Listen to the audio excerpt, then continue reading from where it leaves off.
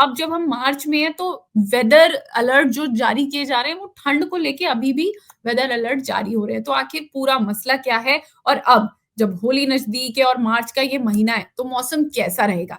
ये जानेंगे हमारे मौसम के जानकार देवेंद्र त्रिपाठी के साथ। आप अपने सवालों के साथ ज़रूर तैयार रहिए, जब तक देवेंद्र जी हमें बताएँगे एक मोटा-मोटा अनुमान इस पूरे महीने को लेकर। तो बहुत स्वागत है आपका देवेंद्र जी, हमारे लाइव प्रोग्राम कैसा मौसम है में। नमस्कार, स्वागत धन्यवाद आपका और स्वागत सभी किसान साथियों का हमारे साथ जुड़ने के बहुत लिए सारे लोग जुड़ साथ गए हैं। ही अ, जी, देश भर का मौसम का हाल जानने के लिए। तो सबसे पहले मोटे तौर पर क्या देश भर में मौसम रहेगा इसकी बात कर लेते हैं। और आपने जी। मोटा-मोटा अनुमान या जो वर्तमान स्थिति है वो किसान साथियों के साथ साझा की है और किसान साथी खुद अनुभव कर रहे हैं कि जनवरी के अंत में पहले तापमान बढ़ा, फिर फरवरी में थोड़ी-सी शुरुआत में राहत मिली, फिर तापमान बढ़ने लगा। फिर बीच में ये उतार-चढ़ाव देखा गया तमाम हिस्सों में और अभी भी हम देख रहे हैं कि एक तरफ हीट वेव का प्रकोप है, तो दूसरी तरफ पहाड़ों पर बर्फबारी है। और ये बर्फबारी का दौर अभी फ़िलहाल खत्म हुआ था कल, लेकिन कल एक फिर से डब्ल्यूडी पहुँचा और उसका प्रभाव हमें आज दिखाई पड़ रहा है। आज जम्मू-कश्मीर, हिमाचल प्रदेश के कुछ हिस्सों में अच्छी खासी बर्फबारी होने की संभावना आज के लिए थी और हो रही है वहाँ पर और रात में भी जारी रहेंगी गतिविधियाँ और सुबह के समय क्योंकि ये जो सिस्टम है, ये वेस्टर्न डिस्टर्बेंस शॉर्ट लिविंग है, तो ये बहुत ही जल्दी निकल जाएगा पश्चिम की तरफ और पश्चिम की तरफ पूरब की तरफ, यानी नेपाल और चाइना की तरफ, तिब्बत की तरफ और कल दोपहर के बाद आप देखेंगे कि उत्तर भारत के जो पहाड़ हैं, चाहे वो उत्तराखंड हो या हिमाचल और लद्दाख का रीजन, इन सभी भागों में गतिविधियाँ लगभग बंद हो जाएँगी। लेकिन और जम्मू-कश्मीर में तो सुबह से ही मौसम साफ होने लगेगा और दोपहर तक उत्तराखंड के भागों में जारी रहेगा। और जब ये सिस्टम आगे निकल जाएगा, तो पहाड़ों पर एक बार तापमान गिरेगा और पहाड़ों पर जब भी डब्ल्यूडी आता है, तो हम जानते हैं कि हमारे सामने एक अ, एक 1 सेकंड के लिए माफ़ी चाहूँगा। जी, तो जब भी डब्ल्यूडी आता है तो उसका जो फ्रंट होता है, वो वार्म होता है। तो उसकी वजह से होता क्या है कि उत्तर भारत के भागों में जो ठंडी हवाएँ आ रही होती हैं, वो रुक जाती हैं। तो तापमान में गिरावट का सिलसिला कम हो जाता है। तो अब जब वहाँ पर बर्फबारी कम होगी, बंद होगी, तो कल से हम देखेंगे कि पंजाब से लेकर बिहार, झारखंड तक और यहाँ तक कि पश्चिम बंगाल के गंगेय क्षेत्रों तक, ओडिशा, झार और छत्तीसगढ़, मध्य प्रदेश, महाराष्ट्र के लगभग सभी रीजन चाहे वो मुंबई का हिस्सा हो या यहाँ तक कि गोवा तक और नागपुर, नंदुरबार, धुले न नासिक नंदुरबार, धुले, नासिक तो उत्तरी मध्य महाराष्ट्र में है। चंद्रपुर, गढ़चिरौली का जो विदर्भ का रीजन है साउथ ईस्टर्न पोर्शन का, वो पूरा रीजन गुजरात जहाँ पर हमने 38 डिग्री सेल्सियस तापमान देख लिया, कोस्टल रीजन में, सौराष्ट्र में और सूरत, वलसाड़, नवसारी के कुछ हिस्सों में 37-38 डिग्री सेल्सियस तापमान देख लिया इस फरवरी में ही। तो इन सभी जगहों पर कल से हम देखेंगे 9 मार्च तक उत्तर की ठंडी हवाएँ। ये हवाएँ क्योंकि पहाड़ों से जब आती हैं तो इनमें ड्राइनेस रहती है, शुष्कता रहती है। तो इससे क्या होता है कि हमारे आस-पास का जो वायुमंडल है, एटमॉस्फियर है, वो क्लियर हो जाता है। वो जितना क्लियर होगा, ज़ाहिर-सी बात है कि उसके अपने एडवांटेज और डिसएडवांटेज दोनों होते हैं। जितना क्लियर होगा, धूप उतनी तीखी नीचे आएगी, टेम्परेचर दिन का राइज़ करेगा। लेकिन क्योंकि हवा ठंडी है, तो एक कोल्ड वेव जैसा फ़ील आप अनुभव करेंगे सुबह और रात के समय में क्योंकि गलन वाली सर्दी महसूस की जाएगी पूरे उत्तर भारत के मैदानी क्षेत्रों में, मध्य भारत के कई राज्यों में और पूर्वी भारत के कई हिस्सों में। धीरे-धीरे इन हवाओं का असर थोड़ा-सा कर्नाटक के जो उत्तरी आंतरिक रीजन है, इन भागों तक पहुँचेगा और साथ ही तेलंगाना पर भी कुछ असर दिखाई पड़ेगा। लेकिन क्योंकि अब ये सीज़न नहीं है कि कोल्ड वेव का जो प्रभाव है वो जी। सस्टेन करे और बहुत व्यापक रूप में प्रभावित करे। बस मौसम में एक अच्छा एहसास जो सुबह के समय कूलिंग फैक्टर होता है, वो रहेगा। इसके बाद एक नया पश्चिमी विक्षोभ फिर से 9 मार्च के आसपास आने वाला है, तो उसका इम्पैक्ट हमें 10 मार्च से दिखाई पड़ेगा। लेकिन आगामी सिस्टम पिछले सिस्टम जितना प्रभावशाली नहीं है, तो बहुत स्कैटर्ड इम्पैक्ट रहेगा पहाड़ों पर, मैदानों में बहुत थोड़ा बहुत प्रभाव हो सकता है, पंजाब में, उत्तर राजस्थान के कुछ ज़िलों में 10, 11, 12 में और साथ ही पंजाब के साथ हरियाणा और चंडीगढ़, दिल्ली, वेस्ट यूपी के कुछ पोर्शन्स में और बाकी जगहों पर कोई प्रभाव दिखने वाला नहीं है। और इसके बाद अगर हम आगे बढ़ें तो 14 मार्च के आसपास यानी होली का जो दिन रहेगा, उस दिन भी एक डब्ल्यूडी आने वाला है उत्तर भारत के जो पहाड़ हैं। तो वो सिस्टम भी पहाड़ों से लेकर मैदानी भागों तक कुछ हिस्सों में बारिश दे सकता है और बारिश दे सकता है, बर्फबारी दे सकता है। तो ये मैं कह सकता हूँ कि थोड़ा-सा जो टेम्परेचर में उतार-चढ़ाव है, खास तौर पर मिनिमम टेम्परेचर में, वो कंटिन्यू करेगा। लेकिन अब सस्टेन्ड ग्रोथ या कह सकते हैं कि राइज़ हमें दिन के तापमान में यानी स्थायी वृद्धि दिन के तापमान में दिखाई पड़ेगी। ये अलग बात है कि जब ठंडी हवाएँ आएँगी, तो उस दौरान आपको जो दोपहर की धूप की गर्मी है, वो उतनी चुभेगी नहीं अभी। वो उत्तर भारत के पहाड़ों की ठंडक के कारण कहीं न कहीं उसका जो नेगेटिव इम्पैक्ट है, नकारात्मक प्रभाव है, वो थोड़ा-सा अभी कम रहेगा। ऐसे में किसान साथियों को ध्यान क्या रखना है क्योंकि अब फसलें मैच्योर होने की अवस्था में हैं, तो इस मौसम में कैसे देखभाल करनी है, आप हम लोगों से ज़्यादा बेहतर जानते हैं, ग्राउंड पर काम करते हैं आप। लेकिन जहाँ पर अभी एकदम अंतिम स्टेज में फसल नहीं पहुँच गई है, एकदम सूख नहीं रही है, वहाँ पर जो मिट्टी की नमी है, उसको थोड़ा-सा मेंटेन करना ज़रूरी है। तो उसको कैसे मेंटेन करना है, ये किसान साथियों को देखना होगा। थोड़ी हल्की सिंचाई करके या स्प्रिंकलर या स्प्रे सिंचाई करके, जो भी इरिगेशन के मेथड आप इस्तेमाल करते हैं, यानी सिंचाई की जो पद्धतियाँ आप उपयोग करते हैं, उनका इस्तेमाल करके आप कर सकते हैं। तो ताकि फसल अपने अंतिम अवस्था में आने के बाद, इस मैच्योर होने की अवस्था में आने के बाद फसल खराब ना हो, नुकसान आपको ना हो और जो आपने मेहनत की है, 3 महीने से अधिक समय बीत चुका है और अब आखिरी चरण में है, तो उसका नुकसान आपको कम से कम उठाना पड़े। जी, हिमानी। और एक बार मैं देवेन जी, आपने अपनी तरफ से जी। आपने अपनी तरफ से ज़िक्र छेड़ा और बात की तो मैं यहीं पे ऐड करना चाहूँगी कि खेती की जब बात हो रही है, तो इस समय हुँ, गेहूँ का सीज़न चल रहा होता है और किसान उसकी तैयारी कर रहे होते हैं, उसकी देखभाल कर रहे होते हैं और होली के टाइम पे कटाई होने लगती है। तो एक बड़ी हुँ। चर्चा ये चल रही मौसम के इस उथल-पुथल को देखते हुए कि जो मार्च है, जब एकदम पीक पे होगा, गेहूँ पूरी तरह पक रहा होगा, बढ़ रहा होगा आगे, तब मौसम कैसा रहेगा? क्योंकि गेहूँ को तो थोड़ी ठंडक चाहिए। लेकिन वेदर अलर्ट्स ये भी बता रहे थे बीच में कि इस बार मार्च तपेगा और अभी भी कई ऐसी खबरें चल रही हैं कि मतलब मार्च में ही एकदम रूह को तपा देने वाली गर्मी आ जाएगी। लेकिन ये तो हम आम तौर पे अपनी बात करें कि बहुत पसीना आएगा, लू चलेगी, मुश्किल हो जाएगा। लेकिन अगर फसल की बात करें तो गेहूँ के लिए तो फसल बर्बाद होने जैसी स्थिति भी हो सकती है, ऐसा भी है।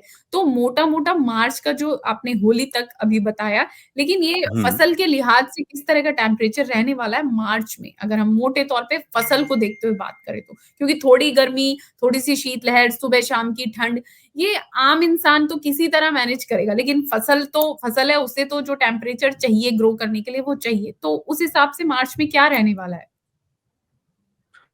बिल्कुल आपसे मैं सहमत हूँ कि गेहूँ की फसल के लिए इस समय अ, तापमान का मेंटेन होना बहुत ज़रूरी है। अगर जितना तापमान क्योंकि हमारे यहाँ जो किस्में बीजों की जो किस्में इस्तेमाल की जाती हैं, गेहूँ हो या चने, मटर, सरसों की फसल, रबी की जो मेजर क्रॉप्स हैं, उनका जो सीड की वैरायटी है यानी बीज की गुणवत्ता है या उनकी जो किस्में हैं, वो यहाँ के क्लाइमेट के अनुकूल तैयार की गई हैं। यानी उनकी अनुकूलता है। फरवरी में जनवरी तक अगर बहुत ठंडी है कड़ाके की ठंड पड़ रही है और कोल्ड वेव चल रही है, यानी ग्राउंड फ्रोस्ट की भी कंडीशन है, तब भी उसको झेल जाएगी।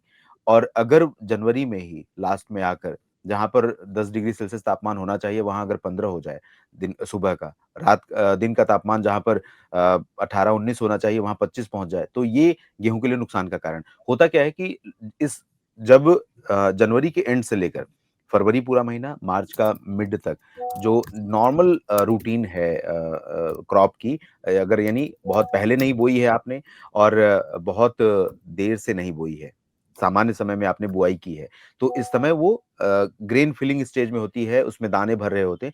तो अगर तापमान ऑप्टिमम नहीं होगा, अनुकूलता नहीं रहेगी तापमान में, तो उसमें होगा क्या कि जी, जो दाने हैं, उनकी गुणवत्ता बड़ी खराब रहेगी।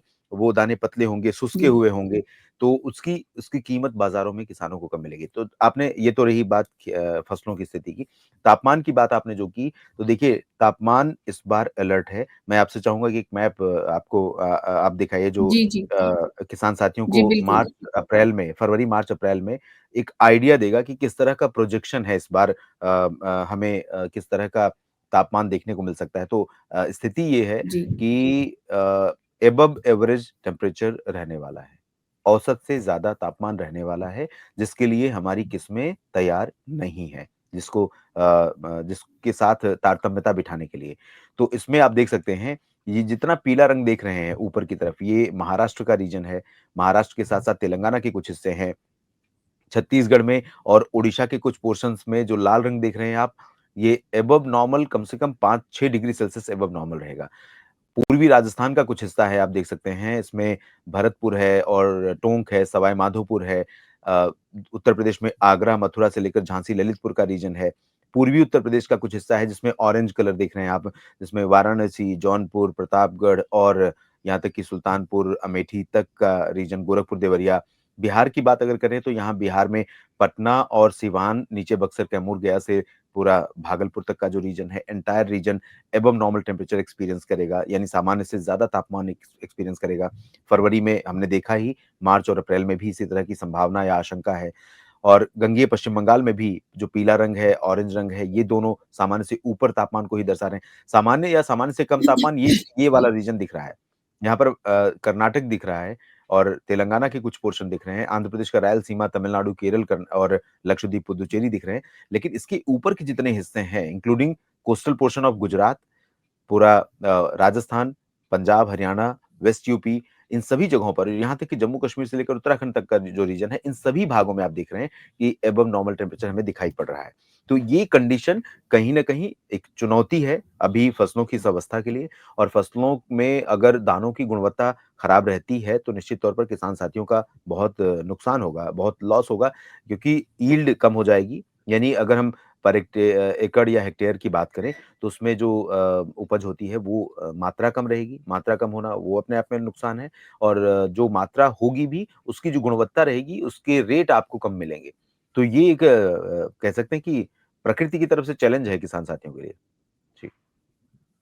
तो मुझे लग रहा है कि जितना आपने बताया, मार्च में एक चैलेंजिंग सिचुएशन ही रहने वाली है ओवरऑल 30 मार्च तक। बस हाँ, बस एक चीज़ मैं ज़रूर ऐड करना चाहूँगा, जैसे मैंने ज़िक्र किया कि 9 मार्च को एक डब्ल्यूडी आ रहा है और एक 14 को आ रहा है। तो अभी अगर हम 20 मार्च तक का मोटा-मोटा समझ कर चलें, तो जी। फ्लक्चुएशन हुँ। रहेगा, उतार-चढ़ाव हमें दिखाई पड़ेगा। लेकिन वो ज़्यादा उतार-चढ़ाव हमें दिखाई पड़ेगा मिनिमम टेम्परेचर में, रात वाला। तो रात अच्छा। वाला तो मेंटेन कर रहा है, रात में आपको हो सकता है कि अगर आसमान साफ रहेगा, उसकी कुछ बूँदें पड़ेंगी, जो थोड़ी बहुत नमी कहीं न कहीं पत्तों पर या जो तने हैं, उन पर वो कह सकते हैं कि एक स्प्रे सिंचाई का काम वो कर सकती हैं। जी। लेकिन जो मिट्टी में नमी है, जड़ से जो नमी पौधों को मिलनी चाहिए, वो नहीं मिल पाएगी, बढ़ते हुए तापमान के जी। कारण। तो ये वाक़ई में एक बहुत बड़ी चुनौती है। चुनौती रहेगी। अच्छा ये थोड़ा-सा खेती की बात की, अब जो आम लोग क्योंकि आपकी फैन फॉलोइंग अच्छी खासी है, सब लोग वेदर के अलर्ट को लेके आपको देखते हैं, तो आम जी। लोगों के लिए एक जो वो होता है ना कि भई अब स्वेटर रख दें या नहीं रखें? इस सवाल का क्या जवाब देंगे आप?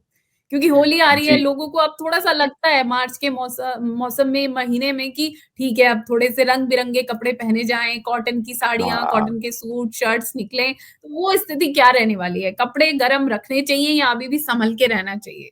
क्योंकि ये मौसम बीमार अभी भी बहुत करता है। अभी अभी मैं यही कहूँगा कि सँभल कर रहना चाहिए, ख़ास तौर पर सुबह और शाम के समय। क्योंकि अगर आप 10-11 बजे कहीं निकल रहे हैं दिन में, तो आपको लगेगा यार माफ़ धूप कीजिए। इतनी अच्छी खासी तेज़ है, और मैं चाहे आप टू व्हीलर से जा रहे हैं या कहीं ऐसे जा रहे हैं, और मैं बहुत कम कपड़े पहन के जाता हूँ, हाफ टी-शर्ट में जानता जाता हूँ, या महिलाएँ साड़ी में जाती हैं और कोई गर्म कपड़े अपने साथ नहीं रखती। तो शाम के समय जी, अगर जी। आप वापस लौटेंगे, तो शाम के समय अभी आपको ठंडी हवा परेशान करेगी।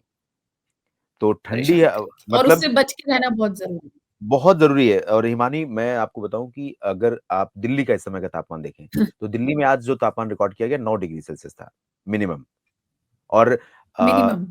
हाँ, 4 दिन पहले मुझे लगता है 27 या 26 फरवरी की बात है, ज 27 फरवरी की बात है संभवतः, जब डब्ल्यूडी आ चुका था, उत्तर से ठंडी हवाएँ आनी बंद हो गई थी और क्लाउड कवर था। तो क्लाउड कवर में होता क्या है कि रात का तापमान बढ़ जाता है। तो रात का तापमान दिल्ली का, यानी सुबह का जो तापमान था, वो 19.5 डिग्री सेल्सियस रिकॉर्ड किया गया था। आप अंदाज़ा लगाइए, 10 डिग्री की गिरावट आई मार्च है, में 10 डिग्री की गिरावट ही गिरावट। आई है। हाँ। हाँ, तो ये जो फ्लक्चुएशन रहेगा ना, सुबह का तापमान अभी अगर उत्तर भारत के क्षेत्रों की बात की जाए, जिसमें राजस्थान, एक मैप दिखाइएगा जिसमें विंड डायरेक्शन दिख रहा है, उसमें एनडब्ल्यूपी में, जी। तो उसमें मैं किसान साथियों को समझाने का प्रयास करता हूँ। उसमें राजस्थान के उत्तरी क्षेत्रों में श्रीगंगानगर, बीकानेर, चुरू, भरतपुर, जयपुर और मध्य प्रदेश के ग्वालियर तक के रीजन को कवर कर सकते हैं और थोड़ा-सा रीजन रहेगा मध्य प्रदेश का रीवा, सीधी, सिंगरौली और छतरपुर, मैहर, खजुराहो का, इसको कर सकते हैं और साथ में पूरा उत्तर प्रदेश का जो रीजन है इसको कवर कर सकते हैं यहाँ पर। तो इसमें देखिए, आप यहाँ मुंबई से लेकर के कोलकाता तक ये उत्तर की हवा दिख रही है। तो इस पर्टिकुलर रीजन में तापमान गिरेगा इस हवा के चलते मिनिमम टेम्परेचर। लेकिन यहाँ राजस्थान में जी। गंगानगर और बीकानेर से लेकर के भरतपुर और यहाँ ग्वालियर और उत्तर में ये जो सीधी सिंगरौली का रीजन है, इसके साथ-साथ पटना तक, इसके ऊपर जाइए, किशनगंज तक। तो हरियाणा, पंजाब और इस पूरे रीजन में यहाँ पर मिनिमम टेम्परेचर अभी हमें गिरते हुए नज़र आएँगे। पहले तो 8 फरवरी तक, उसके बाद फिर डब्ल्यूडी आ जाएगा, फिर ये बढ़ जाएँगे। फिर उसके बाद 14 को जब डब्ल्यूडी अगला डब्ल्यूडी बर्फबारी पहाड़ों पर देकर के आगे बढ़ेगा, तब फिर से ठंडी हवा चलेगी, फिर तापमान गिरेगा और उसके बाद 14 को जब आएगा होली के दौरान, उस दौरान पहाड़ों पर 15, 16, 17 में हो सकता है कि बर्फ पड़े और 16-17 में हो सकता है कि मैदानी इलाकों में पंजाब और यूपी के कुछ हिस्सों में थोड़ी बहुत बूंदाबांदी देखने को मिले, प्री मानसून एक्टिविटीज़। तो उसके बाद जब वो सिस्टम आगे बढ़ेगा, फिर से तापमान यहाँ पर गिरेगा। तो ये जो उतार-चढ़ाव रहेगा, यहाँ ज़्यादा रहेगा। नीचे की तरफ बढ़ेंगे, गुजरात के भागों में, एमपी के दक्षिणी क्षेत्रों में इंदौर, उज्जैन और जबलपुर, खजुराहो, जबलपुर और मांडला, बालाघाट में, मुंबई, नासिक, नंदुरबार, धुले, नागपुर में, रायपुर, भुवनेश्वर, रांची, कोलकाता, इन जगहों पर उतना ज़्यादा शार्प डिक्लाइन या शार्प राइज़ नहीं रहेगा। धीरे-धीरे वहाँ पर रहेगा। लेकिन उत्तरी क्षेत्रों में बहुत शार्प डिक्लाइन अभी हमने देखा है और दिखेगा। ये तो इसलिए सँभल कर रही है अभी, बहुत गर्म कपड़ों की ज़रूरत नहीं है, लेकिन दिन और रात के तापमान में अंतर बहुत ज़्यादा रहेगा। तो लगभग-लगभग 15-16 डिग्री का अंतर हो सकता है रात और दिन के तापमान में, सुबह के और दिन के तापमान में। तो ये बीमार कर सकता है अगर आपने लापरवाही बरती तो। जी। ठीक है, तो लापरवाही नहीं करनी है, लेकिन इससे पहले कि मैं कमेंट्स की तरफ बढ़ूँ, एक सवाल ये बनता है कि हमने खेती के अकॉर्डिंग बात की, आम इंसान के अकॉर्डिंग बात की, लेकिन हुँ। आप इतने वक़्त से वेदर कवर कर रहे हैं, मैं भी लिखती-पढ़ती हूँ वेदर को लेके, तो ये जो इस तरह का मौसम है, आपको इसका रीज़न क्या लग रहा है इस समय मार्च में? क्योंकि पिछले साल भी इस तरह की स्थिति तो नहीं थी, जो ये इस बार देखने को मिल रही है मार्च में। इतना अ, अजीबो-गरीब वेदर। जी। आमतौर पर होता क्या है कि इमानी आपने देखा होगा कि अक्टूबर के एंड से हमें पहाड़ों पर थोड़ी बहुत बर्फ दिखनी शुरू हो जाती है। पहली झलक मिल जाती है कि जी, खबर आ जाती है कि सीज़न की पहली बर्फबारी हमने देख ली। लेकिन इस हो बार गई। हुआ ये कि इस बार नवंबर भी लगभग ड्राई गया है। लगभग अगर आप जनवरी और फरवरी बेसिकली दिसंबर और जनवरी पीक महीने हैं पहाड़ों पर बर्फ गिरने के। और इस बार हमने चाहे जम्मू-कश्मीर हो या उत्तराखंड हो या हिमाचल और लद्दाख का रीजन हो, इन सभी क्षेत्रों पर हमने देखा कि जो ऊँचे पहाड़ हैं, उन पर भी उतनी ज़्यादा बर्फ हुँ, नहीं पड़ी जितनी आमतौर पर पड़ती है। हालाँकि बहुत हेवी स्नोफॉल हुँ, के अपने नुकसान हैं। कई कई बार आप अभी देखा जी, रिसेंटली आपने कि आपने खुद ही कहा कि कई ऐसी घटनाएँ हो जाती हैं जो नहीं होनी चाहिए। तो आमतौर पर जितनी मानसून सीज़न में कई राज्यों में बरसात होती है, जम्मू-कश्मीर में उतनी मात्रा में बर्फ और बारिश जनवरी और फरवरी में या दिसंबर से लेकर फरवरी के बीच में रिकॉर्ड की जाती है। लेकिन लगभग 70-80% की डेफिशिएंसी इस बार रही है। तो बारिश 70-80% की में। कमी के हाँ, तो ये जो कमी है, कहीं न कहीं इसको बहुत हद तक ज़िम्मेदार माना जा सकता है और दूसरा जो कारण है वो ग्लोबल वार्मिंग है, इसे हम इसको अब अनुभव करने लगे हैं। अभी तक हम लोग सिर्फ़ सुनते थे इम्पैक्ट कि पड़ने लगा है, इम्पैक्ट सीधा-सीधा बढ़ने इम्पैक्ट है। सीधा इम्पैक्ट पड़ने लगा है और अब इससे सिर्फ़ खेती प्रभावित नहीं है, अब इससे आम आदमी का स्वास्थ्य सीधे तौर पर प्रभावित हो रहा है। और फसलों जी, की खेती हो या सब्जियों की खेती हो, फूलों की खेती हो या फूड ग्रेन्स हो या कैश क्रॉप यानी कपास और गन्ने की खेती हो, सभी पर इसका नकारात्मक प्रभाव हमने देखना शुरू कर दिया है। तो ये जी। एक 2 कारण मुझे लगता है कि डब्ल्यूडी तो कम आए। डब्ल्यूडी कम आने के कारण की बात अगर की जाए तो डब्ल्यूडी जो है वेस्टर्न डिस्टर्बेंस जो आता है हमारे पश्चिम से कैस्पियन सी और मेडिटेरेनियन सी जिसे भूमध्य सागर कहा जाता है। तो भूमध्य सागर से जो हवा आती थी इस बार वो कम आई। और उससे सपोर्ट मिलता है उत्तरी अटलांटिक ओशन से जो अफ्रीका और अमेरिका या यूरोप और अमेरिका के बीच में है। इसके उत्तर में कई बार लो प्रेशर बनते हैं, लो और हाई प्रेशर बनते हैं। तो उत्तर में जी, जितना लो बनेगा, उतना ही भारत की तरफ हवा आने की संभावना बढ़ जाती है और वो जेट स्ट्रीम बढ़ होती है, जाती जो कि बहुत ऊपर जाती है, लगभग 10 से 13 किलोमीटर के बीच ऊपर ह हवा होती है, हमसे ऊपर ज़मीन की सतह से। वो डब्ल्यूडी में ऐड होती है। तो डब्ल्यूडी में उसका स योगदान इस बार कम रहा है। तो कहीं न कहीं हमें नुकसान इसका उठाना पड़ रहा है और पहाड़ों पर बर्फ अगर गम कम पड़ती है, तो उसके नुकसान को अगर आप कैलकुलेट करें, मोटे तौर पर एक आम लोगों की तरह, हम लोग जो आसानी से समझ सकते हैं। जो क्लाइमेटोलॉजिस्ट हैं उनकी बात हम नहीं करें। तो आप देखें कि जो पहाड़ों पर बर्फ गिरती है, वो गर्मियों के मौसम में मार्च, अप्रैल और मई में पहाड़ी क्षेत्रों के लिए फीडर का काम करती है। वहाँ से जब बर्फ पिघलने शुरू होती है, तो छोटी-छोटी नदियों या स्रोतों के माध्यम से वो नीचे कई क्षेत्रों में पहुँचती है, वहाँ सिंचाई का काम होता है और कई नदियों में वो कंट्रीब्यूट करती है। कई नदियों के जल जी, स्तर को बिल्कुल, गर्मियों में मेंटेन करने में बढ़ाती है। कंट्रीब्यूट हुँ। करती है। हाँ, तो ये जो नहीं हुआ है अभी तक, इसका नुकसान हमें आने वाले समय में इस तरह से भी देखने को मिलेगा। तो मुझे लग रहा है जब से भी हम पिछले 2 महीने से तो लगातार हम वेदर की बात करते हैं, आपसे फ़ॉरकास्ट पूछते हैं और मुद्दा ग्लोबल वार्मिंग का आ जाता है।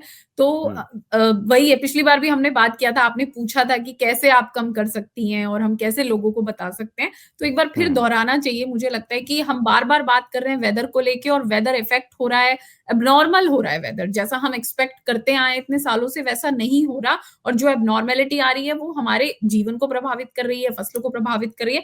तो ग्लोबल वार्मिंग कम करने में आप लोग जितना योगदान दे सकते हैं वो दें। वही कि इलेक्ट्रॉनिक चीज़ों का कम इस्तेमाल करें, प्रदूषण कम हो।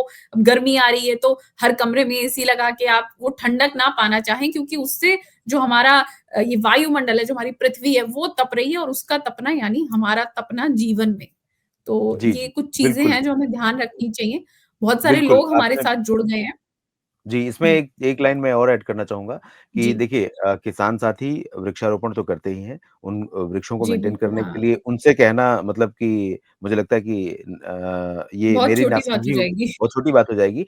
लेकिन हाँ, जो आम लोग भी लोग हैं अपने आस-पास देखें कि अगर कोई पौधे नगर निगमों के द्वारा या जो सरकारी एजेंसियाँ हैं वो लगाती हैं, तो और कई बार देखभाल ना होने की वजह से वो पौधे सूख जाते हैं। तो उनकी देखभाल के तौर पर अगर मेरे घर के बगल में पार्क है और वहाँ पर पौधा कोई सूख रहा है, तो मैं इस बात का इंतज़ार ना करूँ कोई नगर निगम वाला आएगा वो पानी डालेगा। मैं पानी थोड़ा-सा दे सकता हूँ बचा कर के। जी, क्योंकि अपने जी। हिस्से का कम से कम हम कुछ ऑक्सीजन तो पैदा करें। अपनी जी, जी, जी। अपने हिस्से का थोड़ा-थोड़ा कंट्रीब्यूशन ज़रूर करिए ताकि हम जब भी बात करें तो हम नेचर की बात करें, नेचर के साथ जो खिलवाड़ हो रहा है उसकी बात ना करें। अब जी। आगे बढ़ते हैं। मार्च का हुँ, जो भी दर्शक हमारे साथ जुड़े हैं, मैं मोटा-मोटा एक बार फिर दोहरा दूँ कि मार्च का मोटा-मोटा तापमान का जो फ़ॉरकास्ट है, वेदर फ़ॉरकास्ट है वो देवेंद्र जी ने बता दिया है और इस बताने में बहुत सारी उलझनें हैं, बहुत सारा सस्पेंस भी है मैं कहूँगी क्योंकि कुछ भी हो सकता है और जो होने की संभावना है वो ये है कि दिन और रात का तापमान थोड़ा ठंडा रहने वाला है और जो अपना दोपहर से लेके शाम तक की स्थिति है उसमें टेम्परेचर बढ़ भी सकता है, आपको लगेगा गर्मी है लेकिन अपना बहुत ख़्याल रखें और फसलों के लिए तो एक चैलेंज बना ही हुआ है इसलिए वो जो एक्सपर्ट एडवाइस है या जो कृषि विभाग है उनकी तरफ से एडवाइज़री जारी की जा रही है और किसान अपने आप में बहुत समझदार और स्मार्ट हैं। वो उन चीज़ों का ज़रूर ख़्याल रखें क्योंकि फसल को नुकसान ना हो। अगर ये वीडियो आपको पसंद आया है तो इसे लाइक ज़रूर करें। अगर चैनल अभी तक सब्सक्राइब नहीं किया है तो कर लें और नोटिफिकेशन पाने के लिए बेल आइकन भी दबा दें।